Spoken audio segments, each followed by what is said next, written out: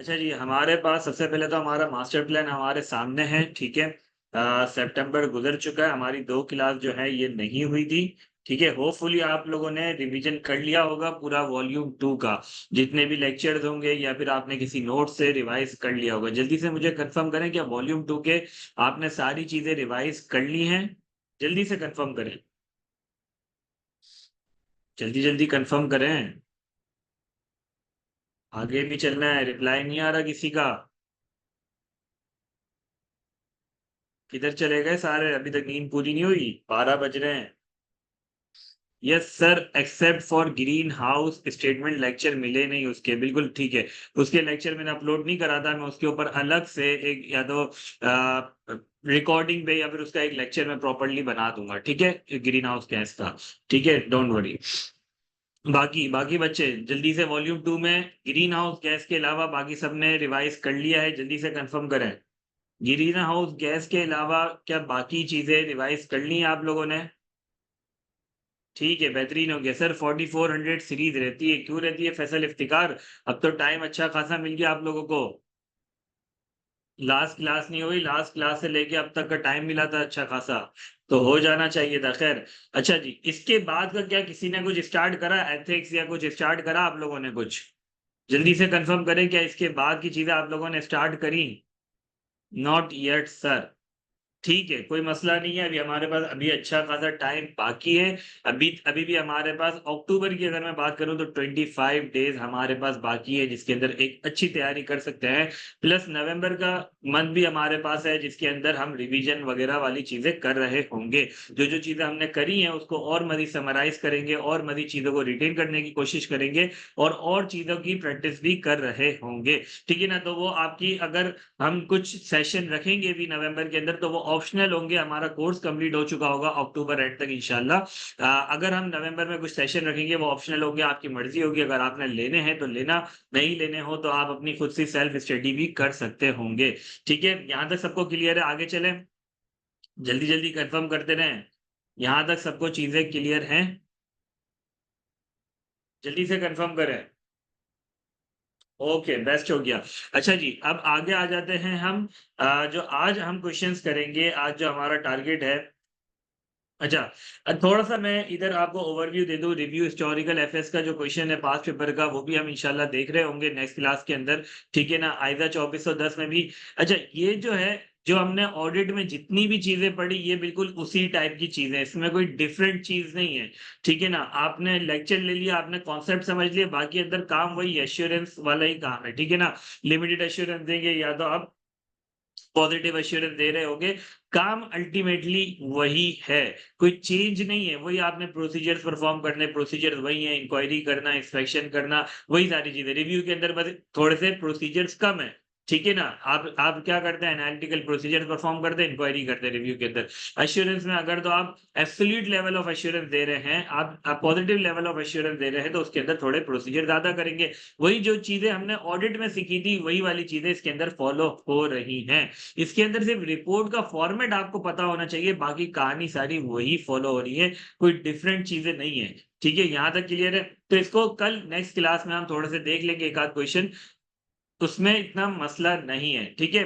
अब इधर आ जाते हैं प्रोस्पेक्टिव फाइनेंशियल इन्फॉर्मेशन जो कि एग्ज़ामिनर का मोस्ट फेवरेट एरिया है, जो कि बार-बार इस पे क्वेश्चन पूछा जाता है और इस पे एक अच्छा क्वेश्चन बन भी सकता है, ठीक है ना? तो इसको हमने ज़्यादा फ़ोकस करना है, ठीक है? नेक्स्ट क्लास में फिर हम ये भी देख रहे होंगे control that service organization, compilation और एग्रीड अपॉन प्रोसीजर्स भी, ठीक है? तो आज का हमारा क्लास का जो एजेंडा है वो आइज़ा ई 3400 है प्रोस्पेक्टिव फाइनेंशियल इन्फॉर्मेशन, ठीक है?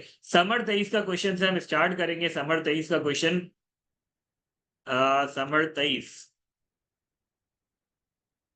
समर 23 का क्वेश्चन हम रीड करते हैं, ठीक है? आप लोगों को मैं टाइम दूँगा, स पहले आप लोगों ने इसमें परफ़ॉर्म करना होगा, आप लोगों ने क्वेश्चन करना होगा, ठीक है? देन फर्दर हम सॉल्यूशन को डिस्कस कर रहे होंगे। क्वेश्चन 6 मैं रीड कर रहा हूँ, ठीक है? आप लोगों ने साथ रहना है, चीज़ों को पढ़ना है, चीज़ों को समझना है। अगर कोई चीज़ समझ नहीं आती, तो आप लोगों ने फ़ौरन मुझसे क्वेश्चन पूछना है, ठीक है? Question 6 Kiwi Dairy Farms Limited (KDL) sells milk to corporate Tetra Pak milk brands corporates, restaurants, and also through its retail outlets. KDL has recently approached your firm to obtain an independent assurance opinion on a cash flow forecast. ठीक है ना? अब इधर financial statement नहीं है, इधर क्या है? कैश फ्लो फोरकास्ट, फ्यूचर की बात हो रही है। यहां से मैंने सवाल को पिक कर लिया, किसका क्वेश्चन है ये? समझ में आ रही है बात? यहां से मैंने पिक कर लिया कि प्रोस्पेक्टिव फाइनेंशियल इंफॉर्मेशन की बात हो रही है। इस लाइन से, इस वर्ड से यहां तक बात समझ में आ रही है? जल्दी जल्दी कंफर्म करें। सवाल को पहले तो पिक करना है कि भाई कौन से स्टैंडर्ड से आ रहा है, देन आप लोग उसको मैप करेंगे उसके हिसाब से कि यार इधर से मुझे आंसर देना है। Being prepared for its bankers in support of a loan application. Sir banker से आपने लोन लिया, लोन जब लिया तो उन्होंने क्या बोला? उन्होंने बोला भाई कैश फ्लो फोरकास्ट दो कि आप लोग रीपे कर भी सकोगे, नहीं कर सकोगे, ठीक है ना? तो बैंक वालों ने बोला कि भाई आप लोग जो कैश फ्लो फोरकास्ट आपने बनाया है उसको, उसके ऊपर एक इंडिपेंडेंट अश्योरेंस ओपिनियन लेकर आप लोग आओ, ठीक है ना? ताकि मैं अगर आपको लोन दे रहा हूं तो एटलीस्ट मैं सेफ हूं कि हाँ यार किसी ने इसको लगाया था, स्टैंप लगाई थी, हाँ यार ये जो कैश फ्लो फोरकास्ट आपने दिया है वो रीजनेबल है, ठीक है, सही है, बात समझ में आ रही है? The loan is to be repaid over 4 years। यहां तक बात समझ में आ गई? अच्छा जी, the cash flow forecast prepared by KDL is as follows. ये जितने भी नंबर्स हैं ये एक्चुअल है, ठीक है? ये वाला ईयर एक्चुअल है हमारा 2022 का। इसके बाद के इसने फोरकास्टेड कैश फ्लो बनाए हैं 23, 24, 25, 26, ठीक है? यहां तक क्लियर है? अच्छा जी, सेल्स टू कॉर्पोरेट्स अगर हम देखें तो 2.2 मिलियन हो रही है, ठीक है? फिर 2.1 मिलियन कम हो रही है, ठीक है? देन इसके बाद इंक्रीज हो रही है 2.2, 2.3, 2.4, ठीक है? तो एक चीज मुझे थोड़ी सी इधर अनयूजुअल लग रही है कि यार कम क्यों हो रही है? जब आगे कंसिस्टेंटली इंक्रीज हो रही है तो इधर कम होने का क्या रीजन है? तो आप क्या करेंगे? जल्दी से बताएं, प्रोसीजर में क्या करेंगे? पूछेंगे ना मैनेजमेंट से कि भाई ये कम क्यों हो रहा है? बात समझ में आ रही है? जल्दी जल्दी कंफर्म करें, यस नो में आंसर करते रहे ना, साथ साथ रहें, ठीक है? बहुत अच्छे।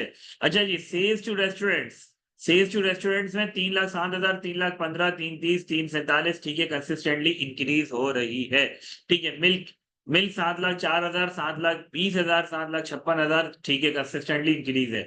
अच्छा, चीज जो है 990 की आ रही है, फिर 1 मिलियन, फिर 1091, 1.1 मिलियन, ठीक है? लॉन्ग टर्म लोन आप ले रहे हैं, ये वही लोन है जो इधर ऊपर बात कर रहे थे इधर, ठीक है ना? ये वही लोन है जो इधर ऊपर बात कर रहे थे, 6 लाख का इन्होंने लोन लिया, ठीक है? अब कुछ पेमेंट्स आ रही हैं। अब पेमेंट्स को जरा गौर से देखिएगा। ऑपरेशनल एंड एडमिन एक्सपेंसेस की 2.89 मिलियन की पेमेंट हो रही है, ठीक है?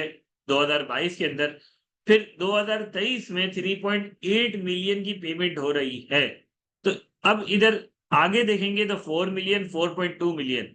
अगर इसका जंप देखेंगे 2.8 से लेके 3.8, 1 मिलियन का जंप है।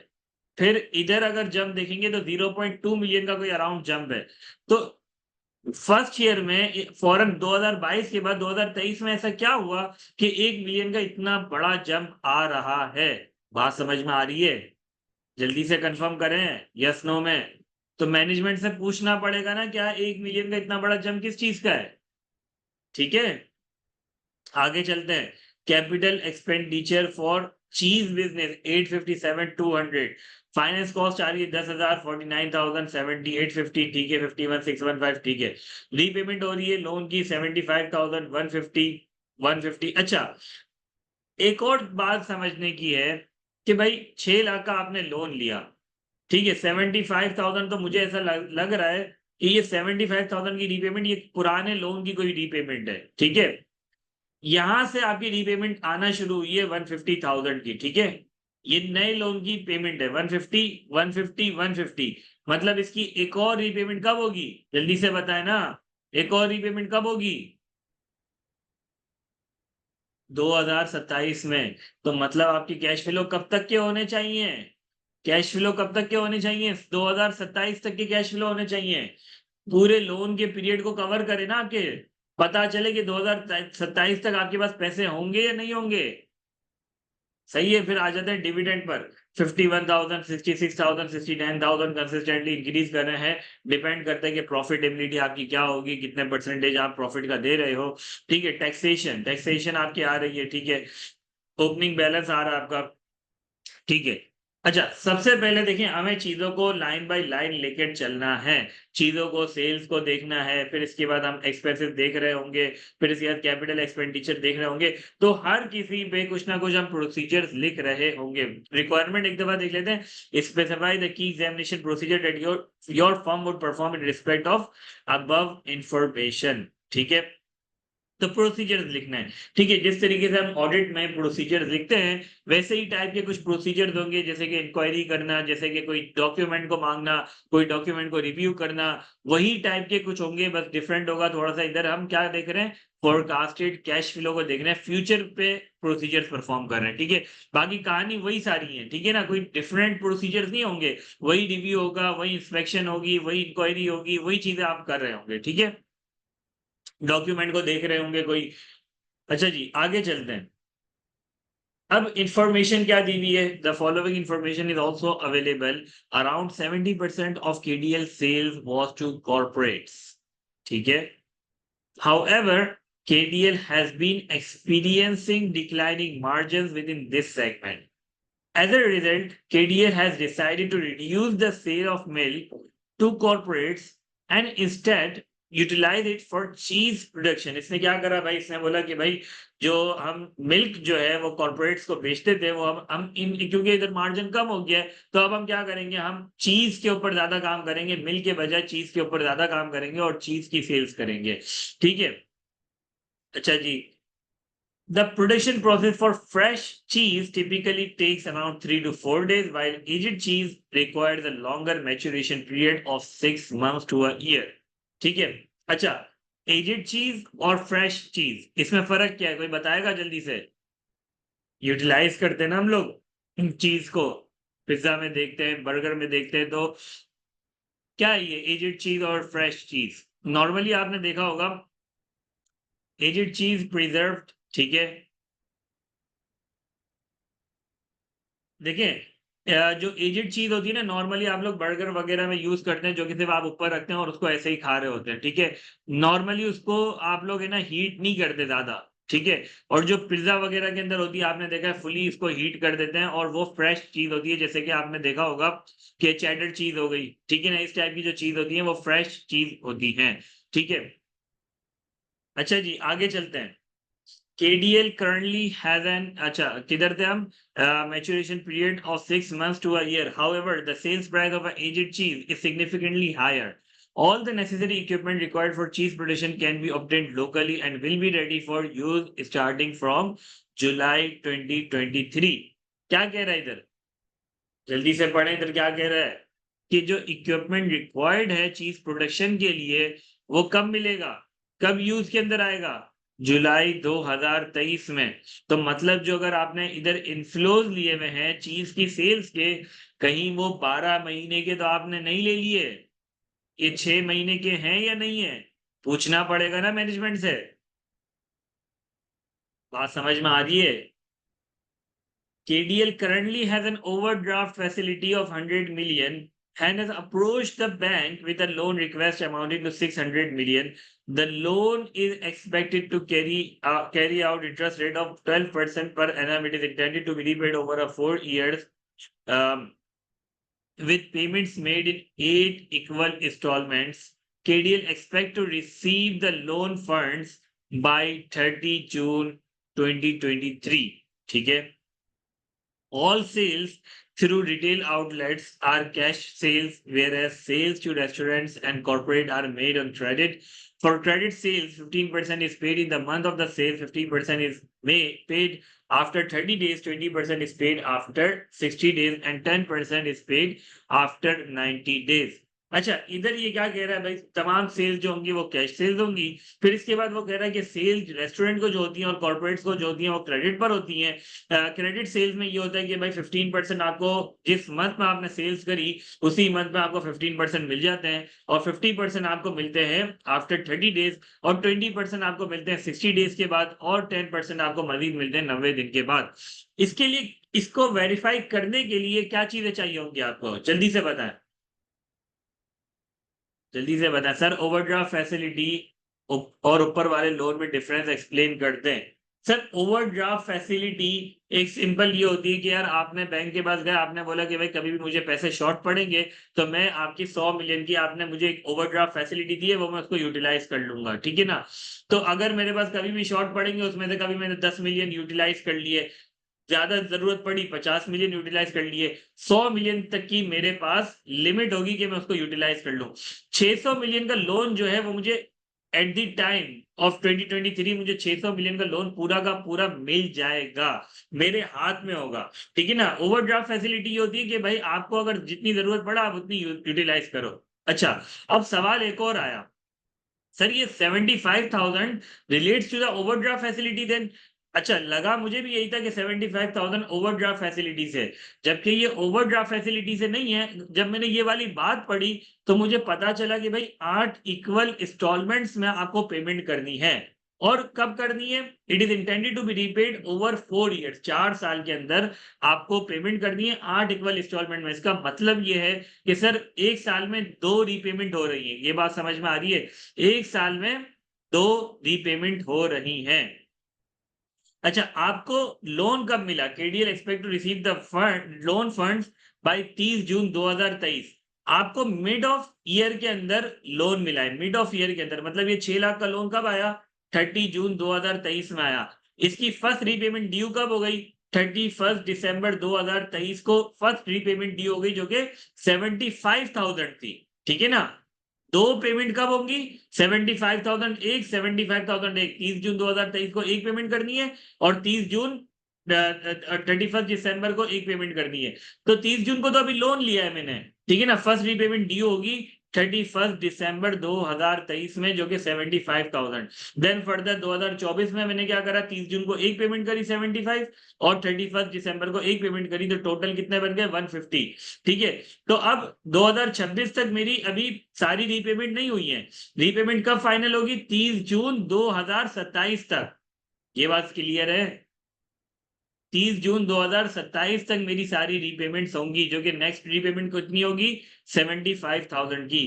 क्लियर है यहां तक सबको, आगे चलें। अच्छा जी, ऑल सेल्स थ्रू, अच्छा ये वाली बात हमने पढ़ ली, ये वाली बात मैं पूछ रहा था कि भाई इसको कैसे वेरीफाई करेंगे, क्या चीजें लेनी चाहिए मुझे ये चीज को वेरीफाई करने के लिए। एक तो आप लोगों ने बोला भाई कस्टमर की एग्रीमेंट देख लेंगे, ठीक है। सेल्स डेटा, सर ये बहुत ज्यादा इंपॉर्टेंट है, सेल्स का डेटा लेना पड़ेगा। ये जो है कैश फ्लो है, ठीक है ना। कैश फ्लो बनाने से पहले आपने बजटिंग पढ़ी होगी, बचपन में पढ़ी होगी ना बजटिंग, वीएफडी में आप लोगों ने भी देखी होगी, याद है नहीं है, या भूल गए बजटिंग वगैरह वो सारी चीजें कैसे निकालते थे। बजटिंग में सबसे पहले क्या होता है सर, बजट बनाने के लिए फ्यूचर कैश फ्लो, खास तौर पे कैश बजट बनाने के लिए सबसे पहले आपने क्या करना होता है, सर उसका पीएनएल बनाना होता है।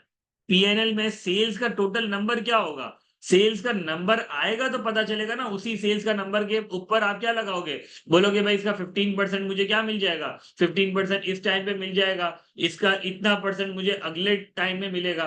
तो सबसे पहले मुझे क्या चाहिए होगा, सर इसका पीएनएल नंबर चाहिए होगा कि उस साल के अंदर आप रेवेन्यू कितना कमाओगे। बात समझ में आ रही है। और इससे प्रीवियस ईयर के भी रेवेन्यूज मुझे चाहिए होंगे, जिससे मुझे पता लगे कि 2023 में प्रीवियस ईयर के रेवेन्यू, प्रीवियस ईयर के कैश फ्लो कितना आएंगे। बात समझ में आ रही है, 90 दिन पहले की कैश फ्लो 2023 में आएंगे ना। बात समझ में आ रही है नहीं आ रही, जल्दी से बताओ ना। कैसे ये देख के मैं वेरीफाई कर सकता हूँ इस नंबर को, 2.1 मिलियन को, यस नो, कोई जवाब नहीं आ रहा, सो गए क्या। Historical sales trend analysis Fareena कह रही हैं, जल्दी से, दूसरे बच्चे किधर गए। Admin payments mainly include employ salaries and feed cost of animals. Operational और एडमिन पेमेंट्स के अंदर कह रहा है कि भाई एम्प्लॉय सैलरीज भी होगी, फीड कॉस्ट ऑफ एनिमल्स भी होंगी, ठीक है। फिर इसके बाद KDL receives an early payment discount of 8% from its suppliers if payment is made within 21 days of receiving the inventory if KDL's policy to avail the early payment discount. अच्छा जी, अब अर्ली पेमेंट डिस्काउंट को समझने के लिए आप क्या देखेंगे? अर्ली पेमेंट डिस्काउंट को देखने के लिए आपने एग्रीमेंट देखना होगा, ठीक है। केडीएल की पॉलिसी देखनी होगी, क्या ये अवेल करते भी नहीं करते। प्रीवियस ईयर्स में आपने देखना होगा क्या इन्होंने अवेल करा भी नहीं करा, क्या ये अवेल करते भी है नहीं करते, तो वो चीज आपने देखनी होगी, ठीक है। सैलरीज में आपको सैलरीज का ब्रेकअप चाहिए होगा, एम्प्लॉय वाइज आप सैलरी देखेंगे। फिर इसके बाद आपके पास आ रहा है KDL is subjected to a final tax regime and pay the 2% tax on its sale receipt. इसके लिए क्या आप देखेंगे? जल्दी से बताएं, फाइनल टैक्स रिजीम के लिए, फाइनल टैक्स रिजीम के लिए आप क्या देखेंगे? जल्दी से बताएं।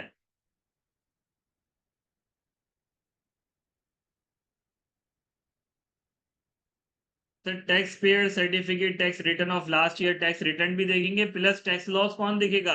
क्या वाकई में 2% है नहीं है, क्या एफटीआर में फॉल कर रहे हैं नहीं कर रहे, कौन देखेगा? टैक्स लॉस भी तो देखने हैं ना, ठीक है। अच्छा, इरफान असगर कह रहे हैं कि sir but sir last month impact आएगा हर साल का, बिल्कुल ऐसा ही है। जो सेल्स के अंदर आपको लास्ट मंथ में इम्पैक्ट जरूर आएगा, ठीक है ना। जैसे कि अगर मैं बात कर रहा हूं कि भाई आप दिसंबर लेट्स से अगर नवंबर की सेल्स है, नवंबर 2023 की, तो नवंबर 2023 के पैसे किधर आ रहे होंगे? सर 2024 के जनवरी में आ रहे होंगे। ये बात समझ में आ रही है? ये वाली बात समझ में आ रही है कि भाई नवंबर 2023 के पैसे किधर आ रहे होंगे? सर 24 के अंदर आ रहे होंगे। इसी तरीके से 24 नवंबर 24 के, दिसंबर 24 के और सितंबर 24 के पैसे किधर आ रहे होंगे? अक्टूबर 24 के पैसे आ रहे होंगे आपके 2025 के अंदर आ रहे होंगे। तो एक इम्पैक्ट ये जरूर आएगा, ठीक है ना। यहां तक सबको क्लियर है? यहाँ तक सबको क्लियर है? आगे चले। अब आप लोगों के पास टाइम है कि आप लोगों ने इस क्वेश्चन को सॉल्व करना है। इस क्वेश्चन के ऊपर प्रोसीजर्स लिखने हैं, पहले रेवेन्यू के ऊपर लिखें, ठीक है। फिर देन इसके बाद पेमेंट्स वाली साइड पे लिखें, देन इसके बाद रीपेमेंट ऑफ लोन है, डिविडेंड्स पेड है। One by one, line by line चीजों को कवर करते हुए चलेंगे तो इजीली आप लोग अच्छे खासे प्रोसीजर लिख लेंगे। 15 मार्क्स का हमारे पास क्वेश्चन है और तकरीबन आपके पास लेट से मैं आपको देता हूँ 20 मिनट्स आप लोग लें इस क्वेश्चन को, जितना सॉल्व कर सकते हैं आप लोग सॉल्व करें, ठीक है।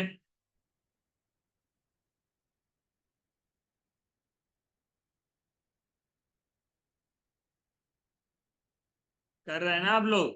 जल्दी से कंफर्म करें। सर जनरल प्रोसीजर भी ऐड कर सकते हैं। देखिए, सबसे पहले टारगेट रखें स्पेसिफिक प्रोसीजर्स, जनरल प्रोसीजर्स हमेशा बाद में ऐड करें, ठीक है ना। स्पेसिफिक प्रोसीजर, जो चीजें आपको दिख रही हैं, जैसे कि मुझे पहले ये चीज दिखी तो इसके ऊपर प्रोसीजर लिखना है, ठीक है। आपको ये चीज दिखी कि यार लेट से चीज आपने स्टार्ट कर दी, ठीक है, और आपने देखा कि भाई ये तो 1 जुलाई से इसका स्टार्ट हो रहा है, तो इसमें आपने देखना है कि यार इसने पूरे साल की तो सेल्स नहीं ली, ठीक है ना। इसके आपको ये भी कंफर्म करना है, टाइमिंग कंफर्म करनी है, टाइमिंग के ऊपर तो पहले स्पेसिफिक प्रोसीजर लिखें, देन जनरल प्रोसीजर की तरफ आपको जाना है। यहां तक क्लियर है सबको?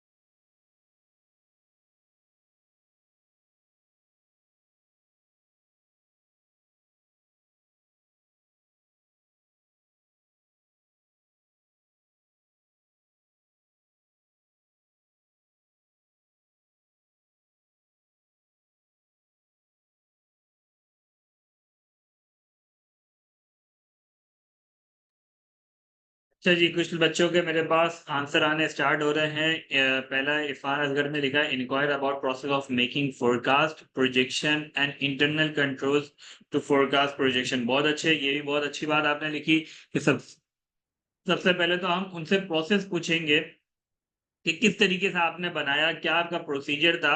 आपने पहले क्या डायरेक्ट कैश फ्लो बना दिया, या फिर आपने पहले पीएनएल बनाया, देन इसके बाद आपने कैश फ्लो बनाया, तो प्रोसेस क्या था आपका। रिकॉर्डिंग ऑन है, ठीक है ना? मैंने पॉज करी थी, उसको कंटिन्यू कर दी है मैंने दोबारा। ठीक है,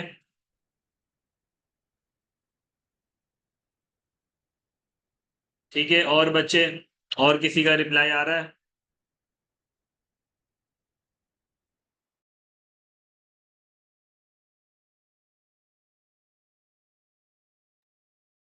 अच्छा जी, एक और बच्चे का आया, एमके, since cash flow forecasted is prepared based on the best estimate assumptions, testing the reasonableness of the assumptions such as predicted sales growth, predicted increase in cost of sales, predicted production volume। ठीक है, बहुत अच्छे। बाकी लोग, first हम कह रहे हैं, select a sample of credit customers, obtain their sales agreement and trace their payment from bank statement to ensure their payments are in line with the payment terms provided by KDL। ठीक है, check agreements with corporate customers and restaurants to see validity of sales period। ठीक है, और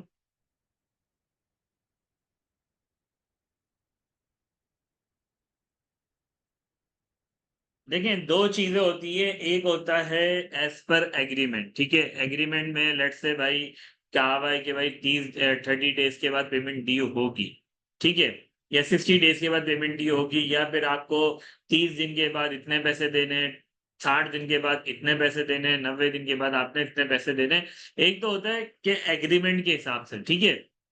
लेकिन some times ऐसा होता है कि वो एग्रीमेंट को फॉलो नहीं किया जा रहा होता है। ठीक है, नॉर्मली मैं अगर मैं अपनी कंपनी की भी बात करूं, तो हमारे कंपनी के अंदर लेट से भाई 60 दिन का क्रेडिट पीरियड होता है। ठीक है, अच्छा, नॉर्मली कस्टमर 60 दिन के बाद पैसे नहीं देता, उसको फॉलो अप लेते हैं, सब कुछ करते हैं, लेकिन वो अराउंड कोई 90 दिन के बाद पैसे दे रहा होता है। तो अब मुझे क्या करना चाहिए जब कैश फ्लो फोरकास्ट बना रहा हूं?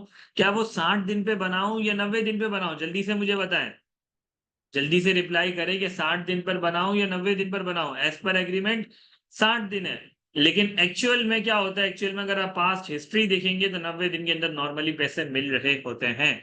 तो क्या करें, फर्जम कह रहे 90 डेज। बाकी लोग जल्दी जल्दी बताओ भाई, जल्दी जल्दी बताओ। फर्जम का सिर्फ आंसर आया है मेरे पास, बाकी बच्चे किधर हैं? 90 डेज या 60 डेज, क्या सोच रहे हैं? इतना मुश्किल सवाल पूछ लिया मैंने क्या? जल्दी से बता दो यार, बाकी बच्चे भी।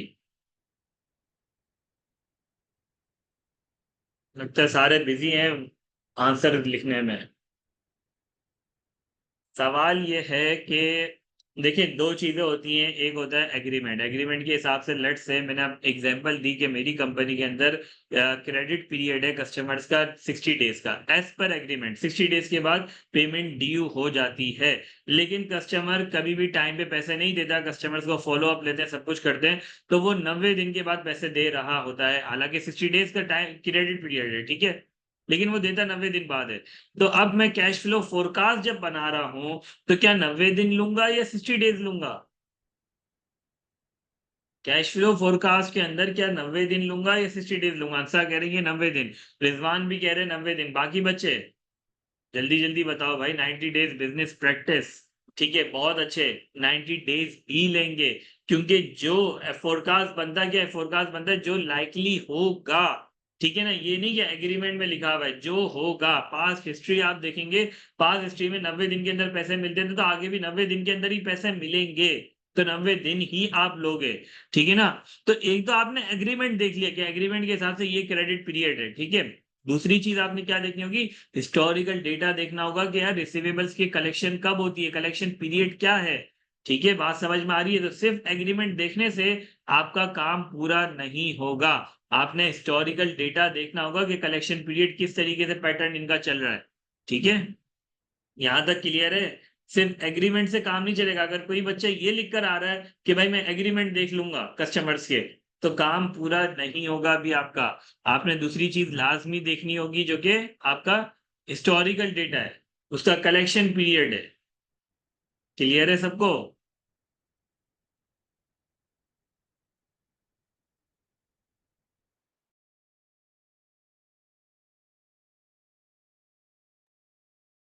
अच्छा जी, एक और बच्चे का मैसेज आया फैसल इफ्तिकार का, inquire from the management at why there is slight decline in sales to corporate customers in year 2023 instead of decline in margin and also due to shift from corporate customers to cheese customers. ठीक है, बहुत अच्छे।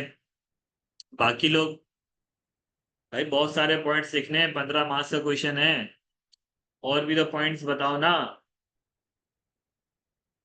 15 marks का question है, 15 marks का मतलब है कि एग्जाम में आपके पास कम से कम भी 25 मिनट्स होंगे। 25 मिनट से बल्कि ज्यादा ही होंगे आप लोगों के पास। अच्छा जी, अब बच्चों के ज्यादा आंसर आ रहे हैं। फर्जम का आया, expect the agreement with supplier to verify discount ensure that payment in the forecast are in line with the historical payment patterns. बहुत अच्छे। अंसा कह रही है facility is available from July 2023, so analyze whether the aged cheese is recorded fully और half yearly. बहुत अच्छे। Second कह रही है check the agreement with supplier to verify the settlement discount 8%। Okay, और ऑल्सो हिस्टोरिकल डेटा भी आप देखेंगे कि हिस्टोरिकली इन्होंने क्या सब डिस्काउंट को अवेल करा है नहीं करा, और what is the policy of the KDL. Policy क्या है, क्या वो अवेल करना चाहते हैं या नहीं चाहते? ठीक है ना, ये भी देखेंगे आप। Third, check historical data for receivable collection. बहुत अच्छे। थोड़ा सा आगे इसको लिखें कि भाई check historical data to receivable collection to verify the pattern, the pattern of collections.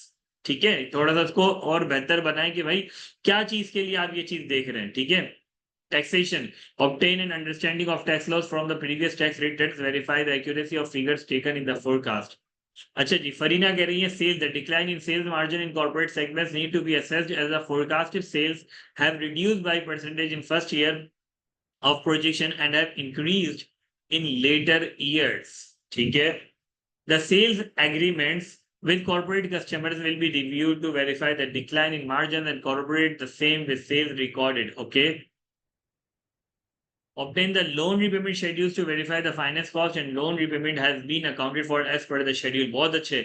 Loan के ऊपर आपने बात कर ली, आपने सेल्स एग्रीमेंट पे बात कर ली कि भाई corporate customer will be reviewed to verify the decline in margin and corporate the same with sales recorded। ठीक है, और sales decline in sales margin पे आपने बात कर ली। ठीक है, बहुत अच्छे। फर्दर हम कह रहे हैं expect agreement correspondence with the bank to ensure whether overdraft facility after obtaining loan. ये वाली बात फर्दर मुझे समझ नहीं। Expect agreement correspondence with the bank to ensure whether overdraft facility after obtaining loan.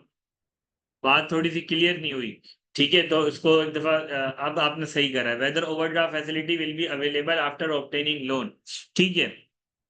अच्छा जी, इरफान असगर कह रहे हैं evaluate whether forecast projection is prepared on the basis of assumption perform recalculation. अच्छा, ये बात बहुत अच्छी लिखी है वैसे फर्जम ने ये बात अच्छी लिखी कि ओवरड्राफ्ट फैसिलिटी आपके पास अवेलेबल होगी या नहीं होगी after obtaining loan.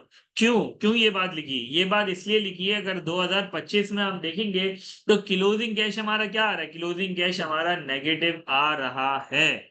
Closing cash हमारा नेगेटिव आ रहा है। क्लोजिंग कैश का नेगेटिव होना मतलब कंपनी का बंद होना। अगर तो मेरे पास ओवरड्राफ्ट फैसिलिटी ना हो तो मेरी कंपनी तो बंद हो गई। बात समझ में आ रही है सबको? अगर क्लोजिंग कैश मेरा नेगेटिव होगा, इसका मैं भाई मेरे पास कैश ही नहीं है ना, पैसे कैसे दूंगा मैं सप्लायर्स को? तो पैसे तो दे ही नहीं सकता मैं।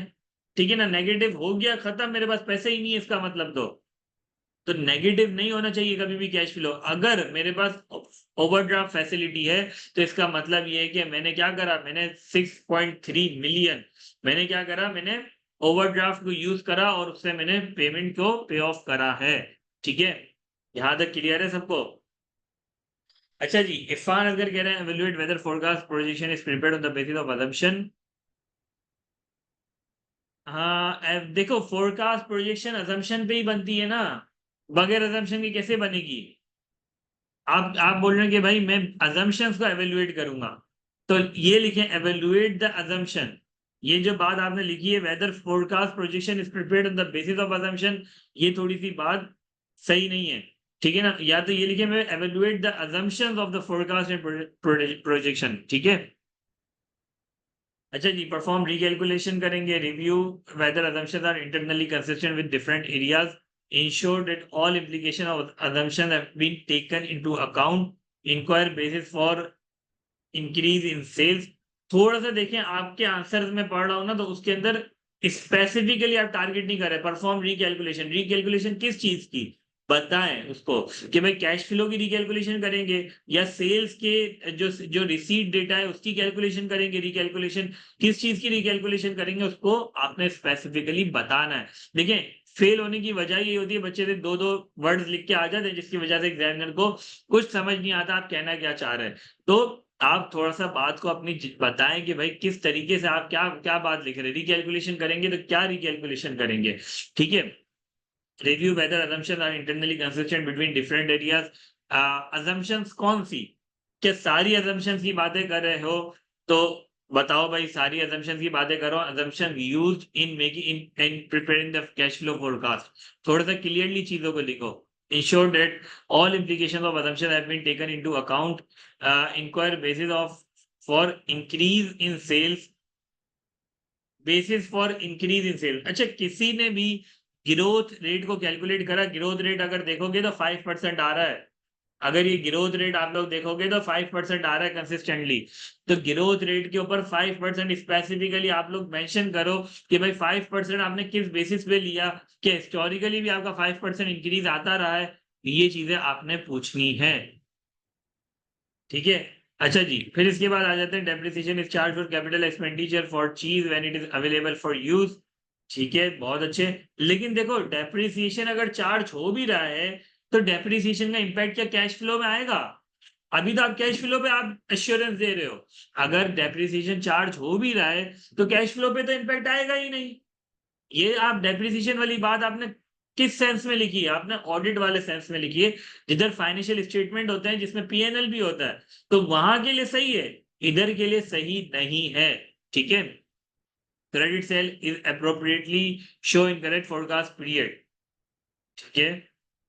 Check basis for the sales price and its growth, aid payment to supplier is correctly shown in all year forecast according with policy। अब once again बात क्लियर नहीं है, ठीक है ना? थोड़ा सा उसको और क्लियर करो। Obtain written representation from the management regarding the assumption intended use and management responsibility for forecast projection. अच्छा जी, फैसल इफ्तिकार के बाद आ जाते हैं ensure that sales of cheese is included from the period when the plant is available for production and also check that the increase in cheese sales increase and match with the new production. obtain third party report of a competitor to verify that sales price of the aged product is as per management explained, premium high price is being charged for aged cheese। ठीक है, बहुत अच्छे।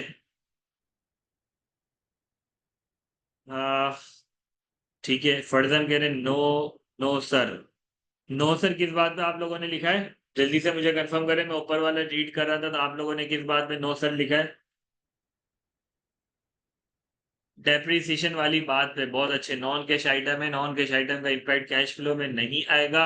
Cash flow में नहीं आएगा तो आपने depreciation को वेरीफाई करने की जरूरत ही नहीं है, ठीक है? बात समझ में आ रही है? जब कैश फ्लो पर इम्पैक्ट नहीं है तो उसको वेरीफाई भी नहीं करना। आपने अल्टीमेटली इस कैश फ्लो को वेरीफाई करना है। जो कैश फ्लो से चीजें लिंक है, सिर्फ उसको वेरीफाई करना है, ठीक है? यहाँ तक क्लियर है सबको? जल्दी से बताएं भाई, यहाँ तक सबको क्लियर है? आगे चलें, एक दफा सॉल्यूशन की तरफ देखें। सॉल्यूशन, इसका सॉल्यूशन क्या है? देखिए जी, सबसे पहले कैश फ्लो की अगर मैं बात करूं, तो कैश फ्लो में अगर ये सारी जो बातें क्या है, ये सारी बातें तो आपका रिसीव है, पेमेंट है, ठीक है? क्लोजिंग कैश बन कैसे रहा है? सबसे पहले ओपनिंग कैश आ रहा है, ठीक है? Cash flow for the year आ रहा है, ठीक है? फिर इसके बाद क्लोजिंग कैश आ रहा है। तो जो ओपनिंग कैश आपने लिया हुआ है 255, जो आप क्लोजिंग दिखा रहे हो इधर 2022 का, क्या ये 255 सही बैलेंस है या नहीं है? अब सही है, दिख रहा है आंसर?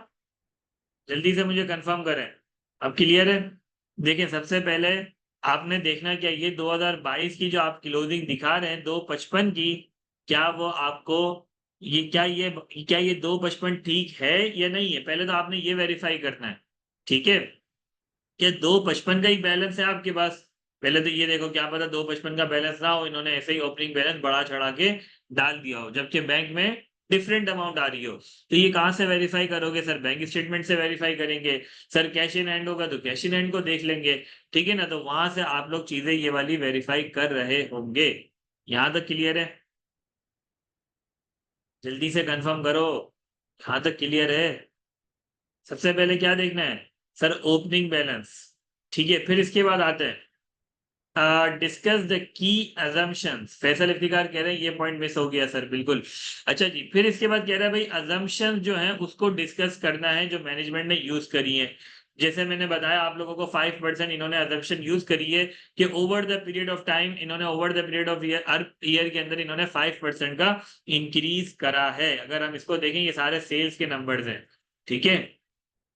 ये सेल्स हैं, ठीक है? इन्होंने 5% से इंक्रीज करा और 3% इन्होंने इधर कम करा है। तो सबसे पहले तो आपका सवाल क्या होगा कि भाई 3% से कम क्यों हुआ और 5% से कंसिस्टेंटली इंक्रीज क्यों हो रहा है, ठीक है? अच्छा, फिर इसके बाद ये कह रहे हैं कि भाई discuss the stated collection and payment periods in relation to receivables and payables. अब पहले तो इसने बात करी कि भाई जो आपका रेवेन्यू है वो कितने परसेंट से इंक्रीज की ऊपर बात है। फिर इसके बाद आपका जो कलेक्शन एंड पेमेंट पीरियड है उसको हम डिस्कस करेंगे कि भाई आपका पेमेंट और कलेक्शन पीरियड क्या हो रहा है, और उसको देखने के लिए मजीद आप क्या देखेंगे? हिस्टोरिकल डेटा आप देख रहे होंगे, ठीक है? फिर इसके बाद ये कह रहे हैं discuss the utilization of running finance facility and dividend payment, ठीक है? अगर ये वाला पॉइंट आप लोग नहीं भी लिखते तो कोई मसले वाली बात नहीं है, ठीक है? अच्छा, आगे आ जाते हैं।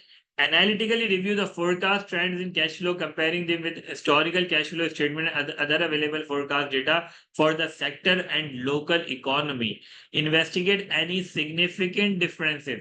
सबसे पहले देखिए दो चीजों से कंपैरिजन की बात कर रहा है। सबसे पहले तो कंपेयर कर रहा है हिस्टोरिकल डेटा से। जो आपने फोरकास्ट बनाया क्या वो कंसिस्टेंट है हिस्टोरिकल डेटा से? क्या अगर आप बोल रहे हो 5% का इंक्रीज आएगा तो क्या 5% का इंक्रीज हिस्टोरिकल भी था या हिस्टोरिकली 1% था? ठीक है, तो सबसे पहले तो ये समझते हैं कि 5% जस्टिफाइड है या नहीं है। वो कैसे पता चलेगा? हिस्टोरिकल डेटा से कंपैरिजन करोगे। दूसरी चीज आपने देखना है ये लोकल इकोनॉमी, इकोनॉमी किस तरफ जा रही है। फ्यूचर अगर आपको लग रहा है कि भाई इन्फ्लेशन का वक्त है, कस्टमर की बाइंग पावर कम हो रही है, तो भाई अल्टीमेटली क्या होगा? सेल्स कम हो जाएगी। 5% की जो ग्रोथ आप एक्सपेक्ट कर रहे हो जो हिस्टोरिकली हुई थी, उस वक्त हालात बहुत अच्छे थे, हुकूमत अच्छी थी, लेकिन अब हुकूमत अच्छी नहीं है, ठीक है ना? आपकी इकोनॉमी की वजह से आपके क्या हो सकते हैं सर? आपका ग्रोथ रेट चेंज हो सकता है, ठीक है ना? तो हिस्टोरिकली प्लस फ्यूचर आपको दोनों चीजें देखनी है। फ्यूचर में क्या आ जाएगा? इकोनॉमी देखोगे सर, आप इंडस्ट्री का ट्रेंड देखोगे, इंडस्ट्री किस तरफ जा रही है? क्या इंडस्ट्री बूम की तरफ जा रही है या जो इंडस्ट्री है वो डिक्लाइन की तरफ जा रही है? तो ये आपको समझना होगा, ठीक है? सिर्फ हिस्टोरिकल डेटा से अलाइंड होना जरूरी नहीं है। यहां तक बात क्लियर है? जल्दी से कंफर्म करें, यस और नो? तो हमेशा जब भी फोरकास्ट बना रहे हैं तो फोरकास्ट में जब भी फ्यूचर की बात होगी तो फ्यूचर की बात में आप क्या देखेंगे सर? इस इकोनॉमी को भी आपने देखना है, इकोनॉमी किस तरफ जा रही है, ठीक है? और आपकी इंडस्ट्री ट्रेंड किस तरफ जा रहा है, ठीक है? समटाइम्स ऐसा होता है कुछ इंडस्ट्री डिक्लाइन की तरफ जा रही होती है, ठीक है ना? लेट्स से अगर मैं बात करूं कि भाई जो मोबाइल फोन्स पहले बटन वाले होते थे उसकी इंडस्ट्री एकदम से खत्म हो गई, ठीक है? इसके अलावा कितनी ऐसी एग्जांपल्स हैं, वीसीआर था, ठीक है? वीसीआर की इंडस्ट्री खत्म हो गई क्योंकि एंड्रॉइड चीजें आ गई, डिफरेंट चीजें आ गई, तो उसको रिप्लेस कर दिया, ठीक है? तो इंडस्ट्री भी आपने देखनी है कि भाई इंडस्ट्री का क्या ग्रोथ रेट फैक्टर है, मार्केट कितनी इंक्रीज कर रही है, पॉपुलेशन साइज किस तरफ जा रहा है, क्या मार्केट सैचुरेट हो चुकी है, नहीं हो चुकी, वो सारी चीजों को आपने समझना होगा। फिर इसके बाद आप ग्रोथ रेट डिसाइड करोगे। यहां तक क्लियर है? अच्छा जी, आगे आ जाते हैं। Perform sensitivity analysis on the cash flow forecast by varying the key assumptions particularly in relation to growth rates and payment period, assess the impact of these variation on the company forecasted cash position। ये वाली बात से मतलब क्या है, कोई मुझे बताएगा ये वाली बात से इनका मतलब क्या है, क्या कहना चाह रहे हैं, कोई एक्सप्लेन करेगा मुझे, कहना क्या चाह रहे हैं इस पॉइंट के अंदर, इस पॉइंट में शेर का मतलब, शायर का मतलब क्या है, जल्दी से बताए भाई, क्या कहना चाह रहे हैं।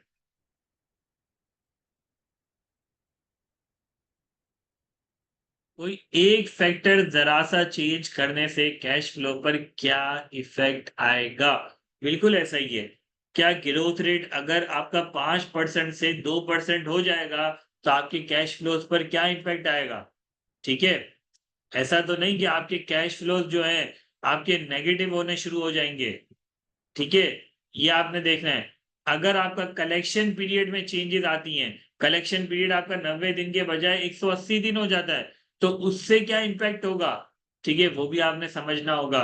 या फिर आप जो डिमांड को एक्सपेक्ट कर रहे हैं, अगर तो डिमांड चेंज हो जाती है कस्टमर की, तो उससे क्या इंपैक्ट आएगा, ये भी आपने समझना होगा।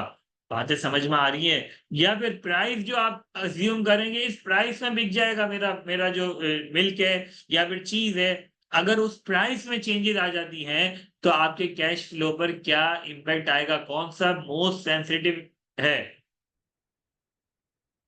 समझ में आ रही है बातें, जल्दी जल्दी कंफर्म करें मुझे। तो ये सेंसिटिविटी एनालिसिस करना बहुत इंपॉर्टेंट है। ये बात समझ में आ रही है, कौन सा फैक्टर ज्यादा सेंसिटिव है जिसके चेंज होने से आपके पूरे कैश फ्लो स्टक हो सकते हैं, आपके कैश फ्लो नेगेटिव में जा सकते हैं, जिसकी वजह से हो सकता है कि आप रीपेमेंट ना कर सके अपने लोन की, ठीक है ना। अभी तो आपने अज्यूम करा ठीक है भाई 5% ग्रोथ होगी, क्या पता 5% ग्रोथ ना हो, 4% हो, 3% हो। अगर तो 3% होती है तो क्या इंपैक्ट होगा, अगर तो 2% होती है तो क्या इंपैक्ट होगा। सेंसिटिविटी समझना इंपॉर्टेंट है, ठीक है ना। आप बोल रहे हो मिल्क मेरी इतने की बिक जाएगी, हो सकता है कि आगे जाके मिल्क की डिमांड कम हो जाए, आपको प्राइस कम करनी पड़े, तो उस केस में क्या होगा, उस केस में प्राइस आप कम करोगे तो उससे क्या इंपैक्ट आएगा आपके कैश फ्लोज पर, ठीक है। तो वो चीज समझना इंपॉर्टेंट है आपके लिए। क्लियर है यहाँ तक, यहाँ तक किसी को कोई मसला, जल्दी से बताए मुझे। देखिए ये कुछ पॉइंट्स हैं जो कि आपने लिखना लाजमी होंगे, सेंसिटिविटी एनालिसिस करना, हिस्टोरिकल डेटा से कंपैरिजन करना, इकोनॉमिकल डेटा से कंपैरिजन करना, इंडस्ट्री ट्रेंड से कंपैरिजन करना। यहां तक सबको क्लियर है, यस और नो। सिर्फ अंसा का आंसर आ रहा है, बाकी बच्चे किधर गए।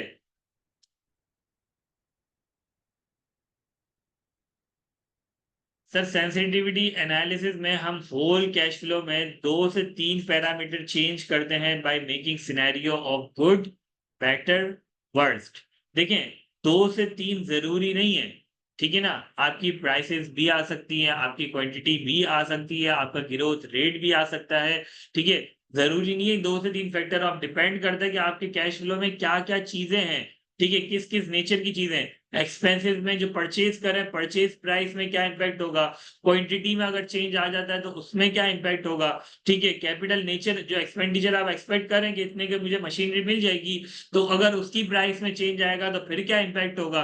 तो डिपेंड करेगा आपके कैश फ्लो में क्या क्या चीजें मौजूद हैं, ठीक है।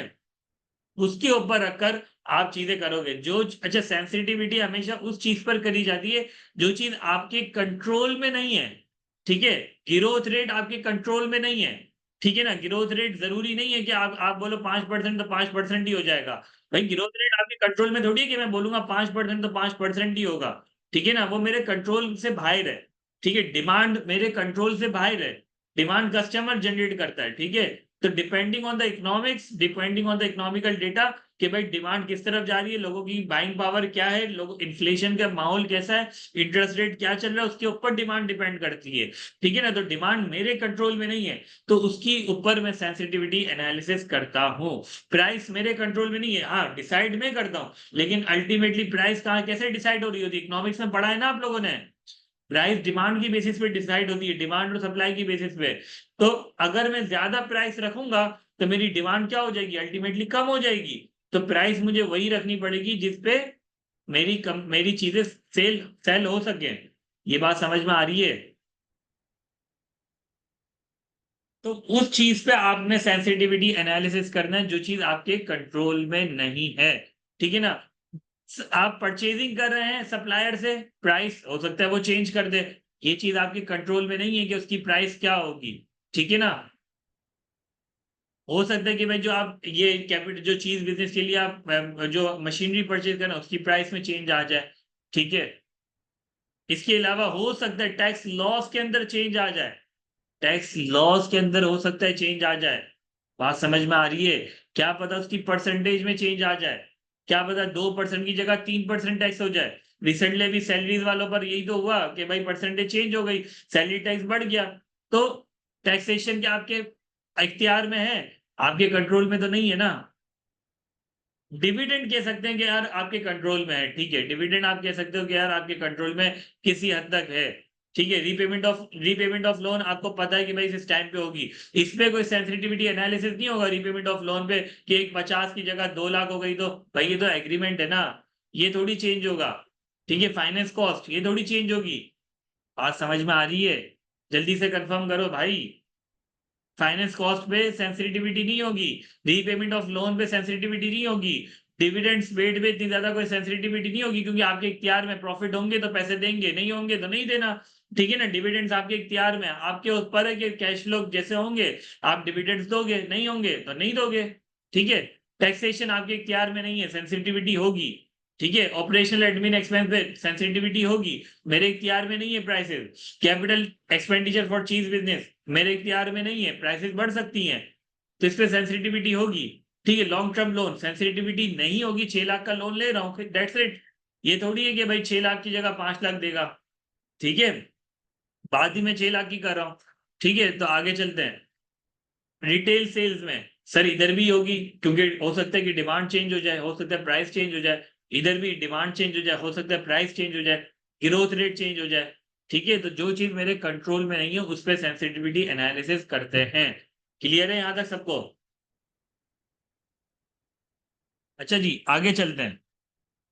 Since the loan is expected to run until 2027, inquire with the management that the period covered by cash flow forecast should extend till 2027, ठीक है। वही वाली बात है जो हमने ऑलरेडी पढ़ा था कि भाई 2027 को हम रीपेमेंट करेंगे, तो 2027 तक हमें कैश फ्लो फोरकास्ट को एक्सटेंड करना पड़ेगा, ठीक है। फिर रेवेन्यूज पे हम बात करते हैं। Inquire about discrepancy in the cash flow where the full year sales of cheese has been considered for 2023, even though the facility would be only be available from July 2023। वही वाली बात कर रहा है कि भाई हमारी जो फैसिलिटी है वो अवेलेबल कब से होगी, जुलाई से होगी। तो हमें पूछना होगा कि भाई 2000 आपने फुल ईयर पे तो आपने प्रिडिक्ट नहीं करा हुआ, आपने फुल ईयर के तो रेवेन्यूज नहीं लिए हुए, तो वो आपने पूछना होगा, ठीक है। फिर इसके बाद discuss with management the negligible decline in the sales of the corporate brand, considering that the mill sold to the corporate brand would be reduced and used for producing cheese। वही वाली बात कह रहा है कि भाई 3% से अगर कम हो रहा है सेल्स ऑफ द कॉर्पोरेट, तो आपने उसको भी पूछना होगा, ठीक है।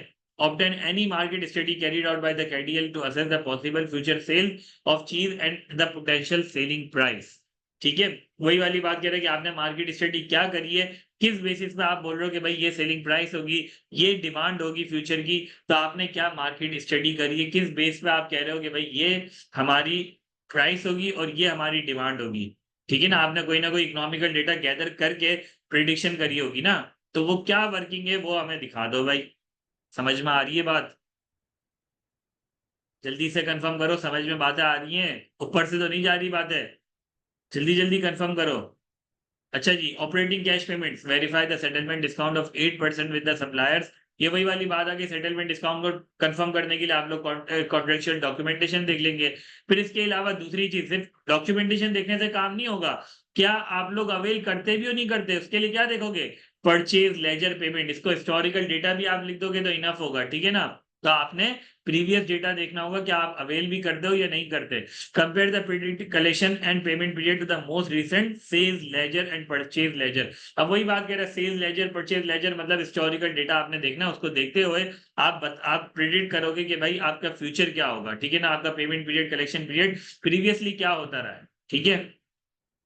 Verify the salary payments by comparing them to the latest payroll records and cash book payments to confirm accuracy and completeness. Also check any increase due to the new cheese business segment such as additional hiring done by KDL. Simple सी बात कह रहा है कि भाई आपके जो last employees होंगे वो आप उसकी लिस्ट देख लेंगे, पेरोल के रिकॉर्ड देख लेंगे, टोटल सैलरी कितनी जाती है वो देख लोगे, प्रीवियसली आपने इंक्रीमेंट कितना दिया है वो भी आप कंसीडर करोगे, बोनसेस आपने कितने दिए प्रीवियसली वो भी आप कंसीडर करोगे इस कॉस्ट के अंदर। फिर इसके बाद देखोगे कि भाई आप चीज बिजनेस के अंदर जा रहे हो तो एडिशनल हायरिंग की आपको नीड पड़ेगी, तो वो एडिशनल हायरिंग को भी क्या आपने कंसीडर करा है या नहीं करा। ठीक है, इधर इंक्रीमेंट और वो सारी बातें मिसिंग है जो कि आप इनकॉर्पोरेट कर सकते हो। पेरोल के अंदर क्या क्या चीजें इफेक्ट करती हैं, आपके करंट एम्प्लॉइज जो आपकी सारी चीजें होंगी, ठीक है, हायरिंग अफेक्ट करेगी, ठीक है, इंक्रीमेंट्स अफेक्ट करेंगे, बोनस अफेक्ट कर रहे होंगे आपके नंबर को। ठीक है, तो वो सारी चीजें आप देखोगे। इसके अलावा आप इकोनॉमिकली डेटा भी देखोगे कि भाई फ्यूचर में आपको क्या लग रहा है, इन्फ्लेशन रेट क्या होगा, उसके हिसाब से आपने इंक्रीमेंट देने होंगे। ठीक है, क्लियर है यहाँ तक। अच्छा जी, फिर आ जाता है obtain quotation. Obtain for the purchase and installation of cheese production setup to verify capital expenditure. आपने कोई ना कोई कोटेशन लिए होंगे तो वो कोटेशन आप वेरीफाई कर लोगे कि भाई जो आपकी मशीनरी है वो कितने की आ रही है। For a sample of animal feed cost, reviewing supporting documentation such as invoices, agree on the amount paid each month with the cash book। ठीक है, यहाँ तक क्लियर है सबको? जल्दी जल्दी बताओ, यहाँ तक सबको क्लियर है? Capital expenditure, discuss possible cost omission with the preparer of the forecast. For example, inquire why KDS cash flow forecast does not include any capital expenditure other than the new setup।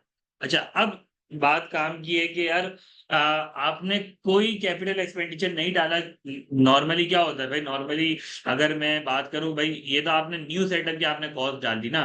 इसके अलावा जितने भी आपके पास equipments हैं, जितनी भी चीजें हैं, वो भी तो खत्म होंगी ना। उसको भी तो आपने बेच के आपने नई चीजें लेनी होंगी, रिप्लेस करना होगा। तो वो आपने कैपिटल एक्सपेंडिचर आपने उस नेचर का कोई भी नहीं डाला। एग्जिस्टिंग कैपिटल एक्सपेंडिचर को रिप्लेस करने के लिए आपने कोई भी चीजें नहीं डाली। तो वो भी आपने पूछना होगा क्लाइंट से, क्यों नहीं डाली भाई। कितनी ऐसी चीजें जो डेप्रिशिएट कंप्लीटली हो गई होंगी, अब आप उसको क्या करोगे, रिप्लेस करोगे, नई परचेज करोगे। तो वो नई परचेज की भी तो आप कॉस्ट इंक्लूड करोगे ना। ठीक है, यहां तक क्लियर है? Working capital expenditure line item का कह रहा है यहाँ।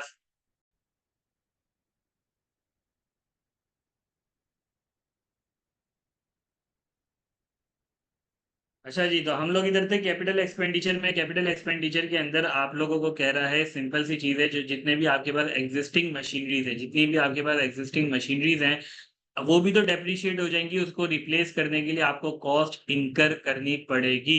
उसको कॉस्ट इनकर करनी पड़ेगी, तो आपको इधर कहीं भी वो वाली कॉस्ट आपने डाली नहीं है, उसकी कैश उसका कैश आउटफ्लो आपने नहीं डाला। तो वो कैश आउटफ्लो भी आपने डालना होगा। ठीक है, यहाँ तक क्लियर है? Sir, working capital expenditure line item का कह रहा है यहाँ sir, please comment on this sir.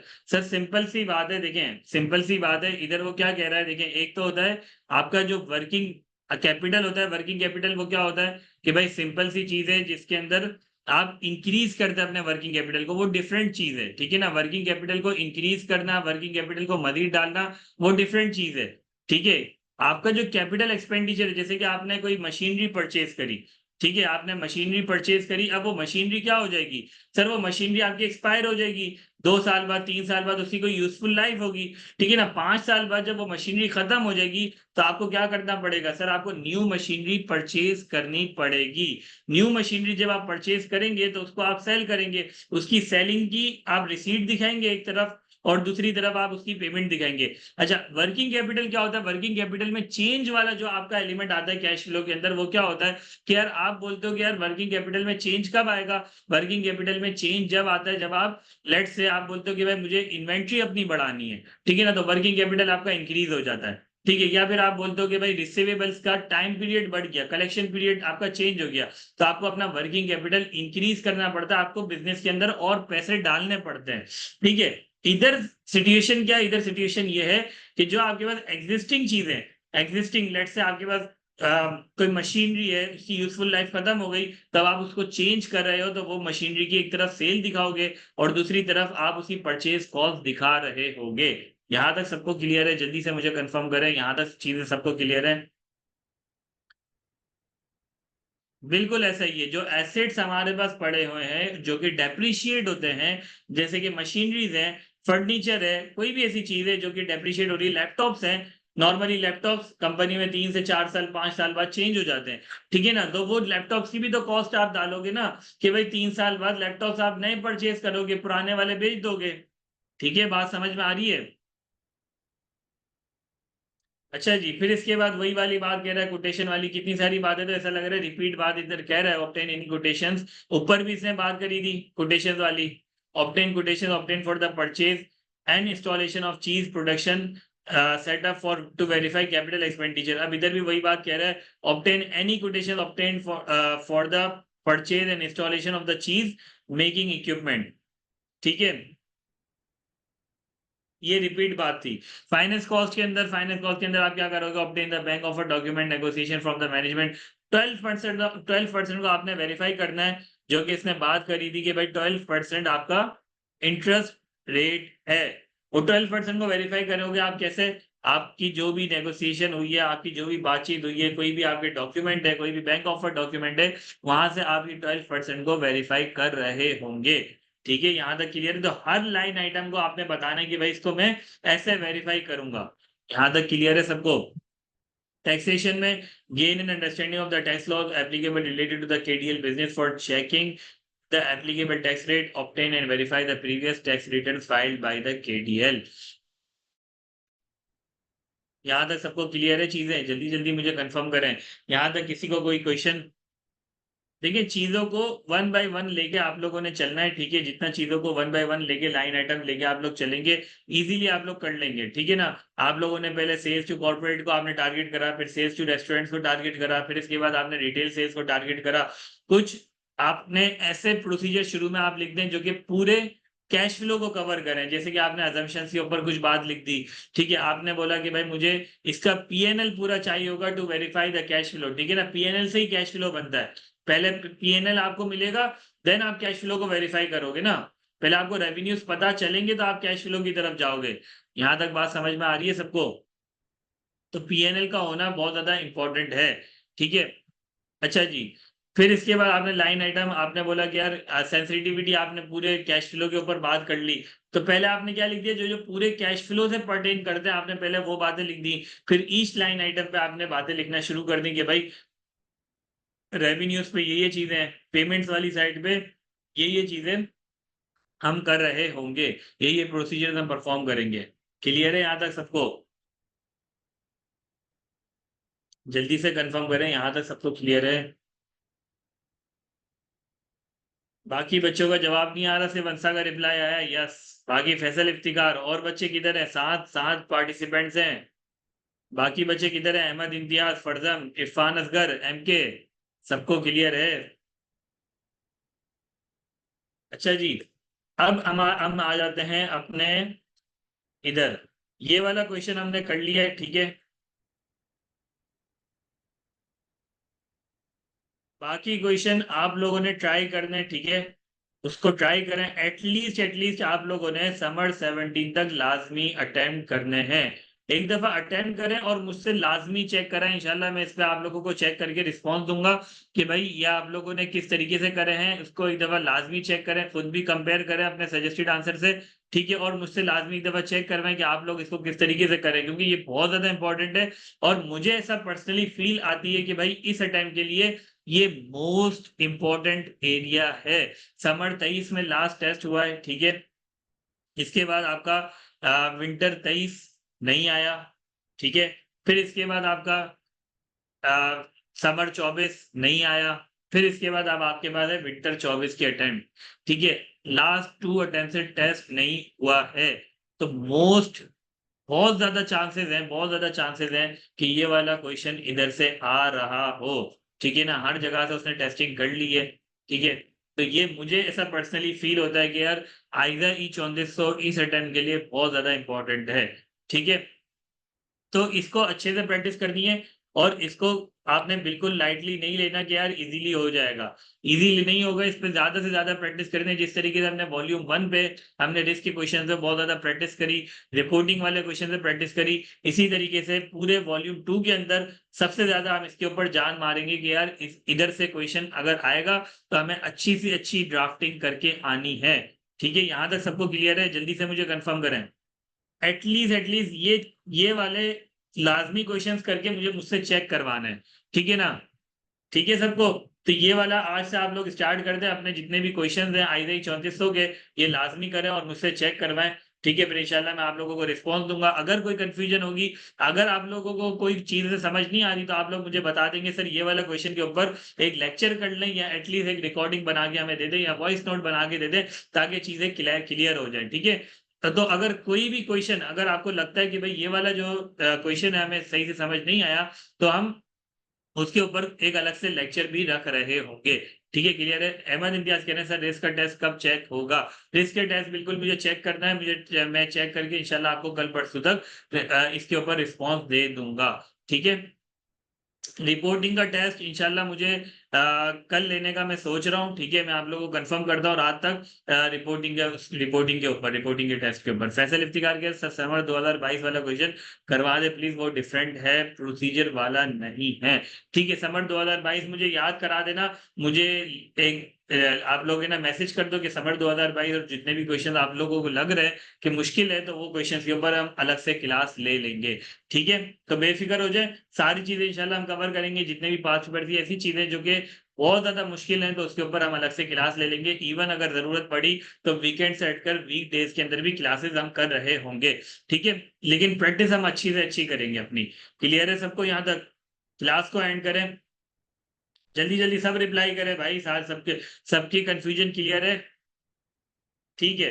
इंशाल्लाह क्लास को एंड करते हैं हम। बाकी चीज़ें इंशाल्लाह आप लोगों ने थोड़ा-सा साथ देना है, थोड़ा-सा इंशाल्लाह मैं आप लोगों के साथ मेहनत करूँगा, थोड़ी आप लोगों ने मेहनत करनी है, मिलके मेहनत करेंगे, तो इंशाल्लाह पेपर आराम से हमारा क्लियर हो जाएगा। हमने अल्हम्दुलिल्लाह बहुत अच्छी प्रैक्टिस करी है चीज़ों की, रिस्क प्रोसीजर्स में, रिपोर्टिंग वाली साइड में, दूसरी आइज़ा 800 में हमने बहुत अच्छी प्रैक्टिस करी। तो चीज़ों को हमने बहुत अच्छे से समझा, बहुत अच्छे से प्रैक्टिस करी है। इंशाल्लाह हम आगे भी चीज़ें इसी तरीके से लेकर चलेंगे और ज़रूरत पड़ेगी तो हम वीकडेज़ के अंदर भी अपनी क्लासेस रखेंगे, लेकिन अपना ऑब्जेक्टिव पूरा करेंगे, पेपर को निकालना जो हमारा मेन ऑब्जेक्टिव है, इंशाल्लाह उसको हम पूरा करेंगे। ठीक है? तो आज की क्लास को यहाँ तक रखते हैं, इंशाल्लाह नेक्स्ट क्लास में आप लोगों से मुलाकात होती है। ठीक है? रात तक मैं आप लोगों को कन्फर्म कर दूँगा कि हमारी टाइमिंग्स क्या होंगी कल की क्लास की और रिपोर्टिंग का जो टेस्ट है वो कब तक हो जाए वो कब होगा। ठीक है? अल्लाह हाफ़िज़।